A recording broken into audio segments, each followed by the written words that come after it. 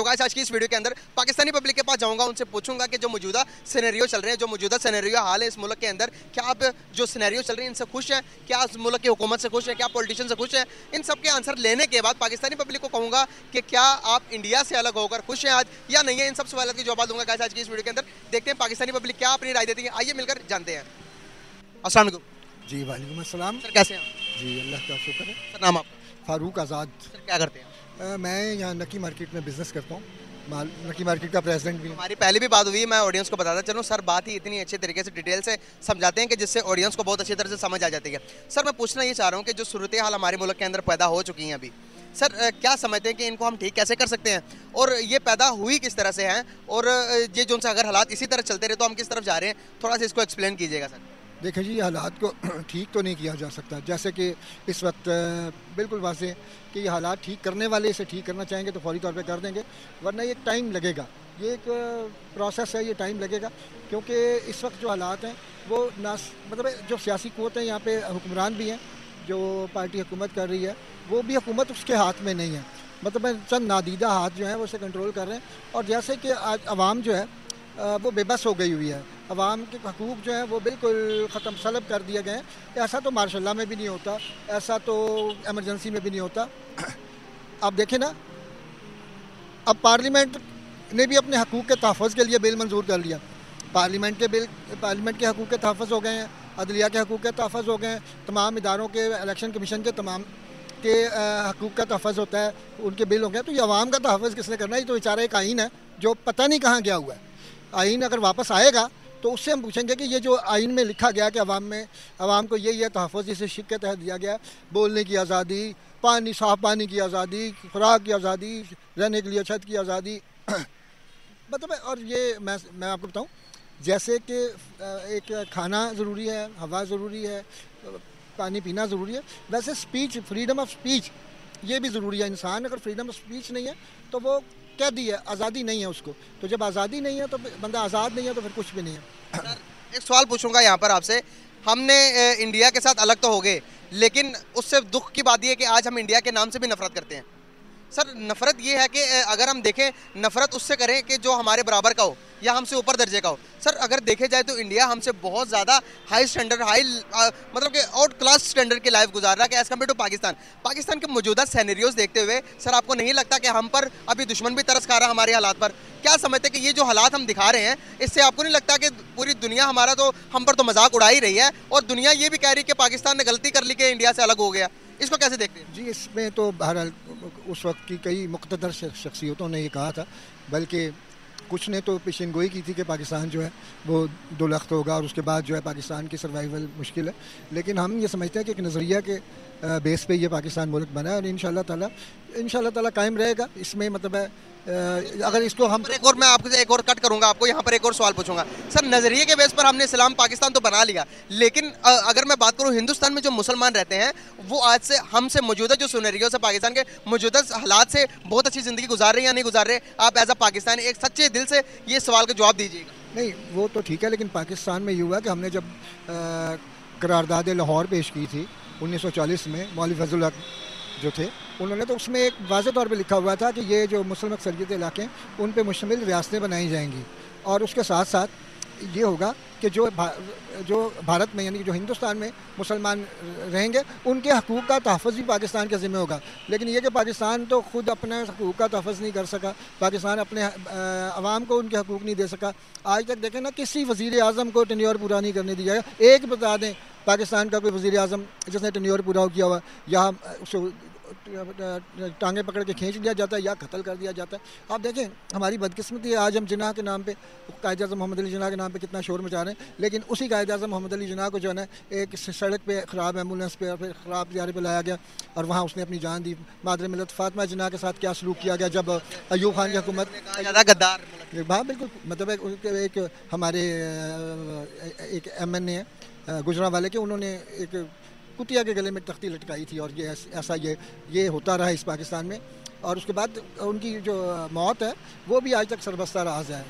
उसके बाद आप समझें कि किस वज़ीर आज़म को हुकूमत करनी थी, जुल्फ़िकार अली भुट्टो, उसके बच्चों को सारे कत्ल हुए। अब देखें कि ये कहाँ पे। उसके बाद ज़ियाउल हक साहब खुद जैसे कि वो कहते हैं कि वे शहीद हुए तो ज़ियाउल हक साहब को भी नहीं बख्शा गया। तो ये एक मफादात की जंग है यहाँ पाकिस्तान में हमेशा से। ये जो है ना एक मफाद प्रस्त टोला जो है वो किसी सूरत में आए, किसी जमात से आए, यहाँ मफाद प्रस्त टोले ही हुकूमत करते रहें। और ये मैं ये कहता हूँ कि पाकिस्तान ठीक नहीं हो सकता, इसलिए कि सारा करप्ट माफिया एक तरफ है, तो जो चंद शुरफा हैं और फिर ये मीडिया आप खड़े हैं। लेकिन ये मैं तो यही कहूँगा कि मीडिया को इश्तिहार ना मिले तो मीडिया ने कहाँ से चलना, तो ये उसकी मजबूरी है। मीडिया जो है ना वो अपने मालकान की जो है ना उस पर खुशनुदी पे अमल करता है। मालकान कहें कि आपने ये लाइन इख्तियार करनी, तो किसी की क्या ज़रूरत है कि वो कोई उस लाइन से हटके कोई दूसरी लाइन हो। लेकिन मैं समझता हूँ कि जो कुछ भी हो रहा है वो दिलेर सहाफ़ी हैं जो कुछ सही हालात लोगों को बता रहे हैं, वरना ये जो है ना डिज़ास्टर है। मतलब है इस समय अब संभलने का चांस जो है बहुत कम है। पाकिस्तान देखें ना, अब 13वें नंबर पे जो है ना पाकिस्तान आ गया हुआ है गुर्बत में, महंगाई में उस का सबसे महंगा तरीन मुल्क है। हालांकि जो डिफ़ॉल्ट हो चुका है श्रीलंका वो 17वें नंबर पे है, 17th नंबर पे है, तो पाकिस्तान तो उससे भी नीचे जा चुका है। तो हम सिर्फ दुआएं करते रहेंगे, हम सिर्फ ये खुशफहमियों में मुबतला रहेंगे कि पाकिस्तान जी अल्लाह ताला की रहमत से 27वीं रमज़ान को मना और इससे कुछ नहीं हो सकता। पाकिस्तान कायदे आज़म ने भी कभी नहीं कहा कि ये, उसने कहा कि इदारे वगैरह जो हैं ये जो है उनकी इज़्ज़त नहीं है, उनकी कारकर्दगी होनी चाहिए। इज़्ज़त आवाम की है, और जब आवाम की इज़्ज़त ही नहीं होगी तो फिर यहाँ पे क्या होगा, कुछ भी नहीं होगा। जबकि आप देखें कि जब आवाम की इज़्ज़त नहीं की, ख़वातीन के साथ किस बर्बरियत से पेश आया जा रहा है। सियासी रहनुमाओं के साथ, कोई भी सियासी रहनुमा किसी भी जमात को, सियासी रहनुमाओं से कौन सी मतलब है, कौन सा तरीका है जिस पे मतलब है ना वो अमल किया जा रहा है। मतलब ये उन्होंने की लाइन ही शुरू दिन किया कि खौफ और दहशत का बाजार गर्म करें और खौफ और दहशत बैठा दें। लेकिन ये खौफ दहशत और ये MNA MPA टूटने, इससे कोई फ़र्क नहीं पड़ेगा। क्या किसी नामजद जो टिकट होल्डर MNA या MPA जो है वो अगर पार्टी छोड़ देगा तो पार्टी की वोट कम होगी? नहीं, वो वोट नहीं कम होगी, सिर्फ वो MNA MPA ही छोड़ेगा। आप इसमें देख लें कितने लोग छोड़ के गए मुख्तलिफ जमातों से, उन लोगों की कोई वैल्यू नहीं होती। अब वो ज़माना गुजर गया है कि वो जो एक वोट बैंक होता था किसी शख्स का, अब इस वक्त तो सारा वोट बैंक जो है एक ही जमात। यहाँ पर हम खड़े होकर ये कह देते हैं कि भाई हमें अपना मुल्क से बहुत ज़्यादा मोहब्बत है। फी बंदा हमारे पॉलिटिशियन भी ये कहते हैं। आपने कभी किसी पॉलिटिशियन के अंदर जब से पाकिस्तान बना इस मुल्क के लिए मोहब्बत देखी है कि या सिर्फ अपने जेब के लिए आते हैं? कभी आपने किसी पॉलिटिशियन को देखा हो कि भाई उसने लड़ा हो के मुल्क के लिए कि भाई ये मुल्क मेरा है, मैं इसके लिए काम करूँगा, इसके लिए भी जान भी दूंगा? लेकिन आप कोई तारीख पाकिस्तान की बताती है कि किसी पॉलिटिशियन ने या किसी जर्नल ने किसी पाकिस्तान के लिए इतना बड़ा कदम उठाया हो? तो आप बताइएगा, अगर किसी एक ने भी उठाया होता तो पाकिस्तान का ये हाल होता? नहीं, आप यहाँ गलत हैं। वो इस तरह गलत है कि उन्होंने कहा कि पाकिस्तान मेरा है, मैं पाकिस्तान के लिए नहीं हूँ। मेरी जायदादें, ज़मीनें, दौलत ये पाकिस्तान के लिए नहीं, पाकिस्तान सारा मेरा है लूटने के लिए। और जो जायदादें, मैं यहाँ ऐलान करता हूँ कि मेरे पास जो भी है ओपन, कि मेरे पास जो भी है कुछ भी है वो मैं सारा पाकिस्तान पे कुर्बान करने को तैयार हूँ, मेरा ले लें सारा। ऐसे तो इनमें से कोई क्यों नहीं ऐलान करता है कि जो हमारा है वो सब कुछ पाकिस्तान का? वो कहते हैं जो पाकिस्तान का है वो सारा कुछ हमारा है, बस वो, और वो ले जा रहे हैं, वो अपना हिस्सा जो है ना कर रहे हैं। और मैं समझता हूँ कि ये अब चलता रहेगा ये सिलसिला ऐसे ही। अभी कोई मतलब है ना मुझे नहीं नज़र आ रही कि, लेकिन मैं कहता हूँ अगर फिर कोई बदअमनी हुई, कोई मतलब है यहाँ पे, तो फिर वो सिलसिला रुकेगा नहीं। ये आप देख लीजिएगा। अब रुकना इसलिए नहीं है कि उन्हें पता है कि झूठ और सच में फ़र्क नहीं है, तो फिर जो होना है वो हो जाए। सर, अगर आर्मी एक्ट लग जाता है इस मुल्क के अंदर, अगर इमरान खान साहब की पार्टी के ऊपर आर्मी एक्ट लगा दिया जाता है तो कैसे सिनेरियोस होंगे? क्योंकि अभी तक पाकिस्तान की पब्लिक ने ये आर्मी एक्ट क्या होता है इसके बारे में इंफॉर्मेशन भी नहीं है। और जो कि बड़े बड़े जो हमारे जर्नलिस्ट हैं वो इस चीज़ से खौफ दिलवा रहे हैं कि आर्मी एक्ट लगेगा तो इमरान खान साहब की जान भी जा सकती है या इस पार्टी को बैन किया जा सकता है। ये आर्मी एक्ट होता क्या है, इसके बारे में क्या जानते हैं आप, कैसे इसको डिफाइन कर सकते हैं? मैं एक बात बताऊं, जो पहले ही जान हथेली पे लेके आए हैं तो उन्हें क्या डर है कि अब आर्मी एक्ट लगे या जो मर्जी हो, कुछ भी हो, मतलब इमरान खान की जान अभी तक तो महफूज है और महफूज रहेगी इंशाल्लाह। फिर बाकी लोग भी पाकिस्तान में बसते हैं, बाकी सियासतदान भी यहाँ रहते हैं, तो फिर उनको भी सोचना पड़ेगा कि वो पाकिस्तान में रहें या पाकिस्तान से, क्योंकि पाकिस्तान में यहाँ पे वायलेंस के बाद फिर ये सियासतदान कोई भी हो किसी भी जमात से, उनकी जान महफूज नहीं रहेगी। ये बिल्कुल। आपको लगता है कहा जा रहा है क्या इस तरह से इमरान खान के सपोर्ट में जितना को डराया जा रहा है, क्या इमरान खान के सपोर्ट के अंदर लोग खड़े होंगे फ्यूचर में? डर, खौफ और दहशत की जो है ना ज़बान, वो कभी भी जो है ना कामयाब नहीं होती। कामयाबी सच की है, और जो सच है वो सारी दुनिया का मीडिया सच दिखा रहा है, पाकिस्तान का मीडिया सारा झूठ दिखा रहा है। ये मतलब है, मैं वही कहता हूँ उस कायदे आज़म को आपने वहाँ पे सड़क के ऊपर जो है ना वो वफ़ात उन्होंने पाई, शहीद हुए मैं तो कहूँगा। तो ये तो आप मतलब अब क्या चाहते हैं? उस कायदे आज़म के घर को जो आपने कोर कमांडर, हमें तो पता ही नहीं था कि वो जिन्ना हाउस है, वो तो 2-3 दिन से मतलब है ना पता चला कि वो जिन्ना हाउस है, वरना वो तो कोर कमांडर हाउस था। जो लोग गए हैं उन्हें शायद कुछ को बरकराया भी हो, कुछ लोग वैसे भी गए, कुछ लोग तो उनके अपने भी थे, तो उनको बताया गया था कोर कमांडर हाउस है। अब जिन्ना हाउस में जो कायद आज़म मोहम्मद अली जिन्ना की, और कायद आज़म मोहम्मद अली जिन्ना की अगर वो रिहाइश थी तो कायद आज़म ने मेरे ख्याल में रिहाइश भी नहीं रखी, ना उनको रखने दी गई। वो तो मतलब बिकते रहे, चलता रहा। और पाकिस्तान बनने से कबल एक हमारे बैरिस्टर हैं, उन्होंने केस भी किया था इसका।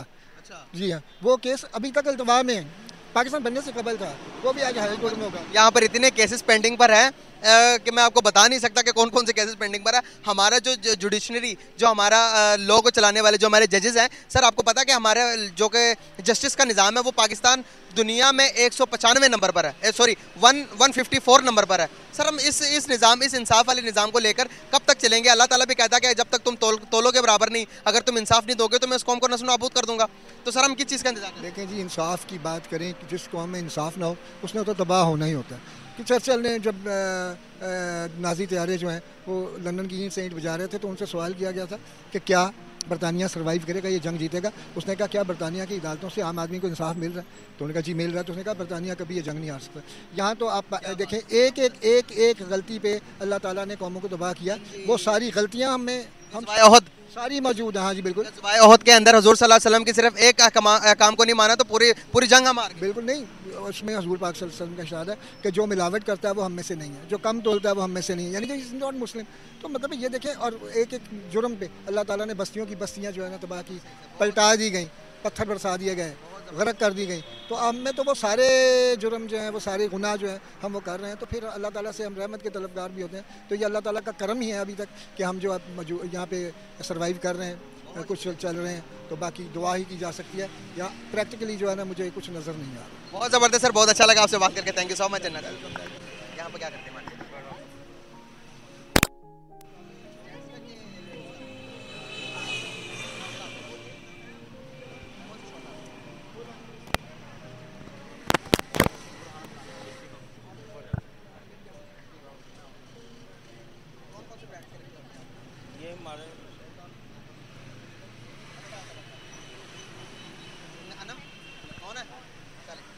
अस्सलाम वालेकुम। वालेकुम सलाम। सर कैसे हैं आप? शुक्र अल्लाह का, अल्हम्दुलिल्लाह। सर नाम आपका? शफकत। क्या करते हैं आप? गारमेंट्स का काम। सर गारमेंट्स का काम कर रहे हैं, तो काम कारोबार कैसा चल रहा है? मुल्क के हालात किस तरफ जा रहे हैं? क्या मौजूदा हालात को देखते हुए लगता है कि आपको पाकिस्तान आगे सर्वाइव कर पाएगा, पाकिस्तान आगे चल पाएगा? जिस तरह से हमारे आपस में पॉलिटिशियंस कुर्सियों के लिए, सीट्स के लिए लड़ रहे हैं, आप कैसे फ्यूचर देख रहे हैं? ये फ्यूचर जो मुझे नज़र आ रहा है ना, वो ज़ीरो नज़र आ रहा है। तो कारोबार जो है ना ठप हो चुके हैं। बस जो है ना बस इसी तरह ही आराम से बस जेब खर्च के साथ ही चल रहे हैं, सर्वाइव कर रहे हैं। सर जिम्मेदार कौन है इन हालातों का? ये इन हालात का कुछ लोग ये कर रहे हैं कि भाई हम जो आगे ना मुल्क को ऐसे कर देंगे, वैसे कर देंगे। लेकिन आज तक हमने यही देखा है कि कुछ भी नहीं किया किसी ने भी, जो भी आया। मैंने ना तकरीबन अयूब खान के टाइम से मैं ज़रा थोड़ा देखता हूँ लोगों को, लेकिन जो ना आज तक कोई भी बंदा पाकिस्तान के लिए कोई नहीं सोचता, पाकिस्तान के मफाद के लिए कोई नहीं आया। सर मिसाल दूंगा यहाँ पर एक, अभी रिसेंटली जो भारत है, जो जिसे हम अपना दुश्मन कहते हैं, लेकिन वो तो कहता है आप हमारे दुश्मन के भी लायक नहीं हो। सर भारत के अंदर लोकल इलेक्शन हो रहे हैं, बीजेपी और कांग्रेस के दरमियान मुकाबला था। कर्नाटका एक स्टेट है, वहाँ के अंदर सर बीजेपी को हरा देती है कांग्रेस। तो वो आपस में ये नहीं कहते कि भाई तुमने धांधली की है, तुमने तो वोट खरीद कर जीते हो। नरेंद्र मोदी ने स्पेशली ट्वीट किया, मैसेज किया, कहा कि तुम्हें मुबारकबाद हो तुम्हारी इस जीत के ऊपर। देखें कितना बड़ा अच्छा लोगों को पैगाम दे रहे हैं, कितनी अच्छी कौम होने का सबूत दे रहे हैं वो। हमारे यहाँ पर लड़ाई करके दुनिया को हम क्या दिखा रहे हैं? एक दूसरे को जो है ना टांगे खींच रहे हैं, कुछ नहीं वो डिलीवर नहीं कर रहे बिल्कुल भी। और जो है ना किसी को भी बोलने की इजाज़त नहीं है। जो बोलता है उसको क्या जो बंद कर दो, तुम जो दहशतगर्द हो, तुम ये हो वो, यही काम चल रहा है। हाँ।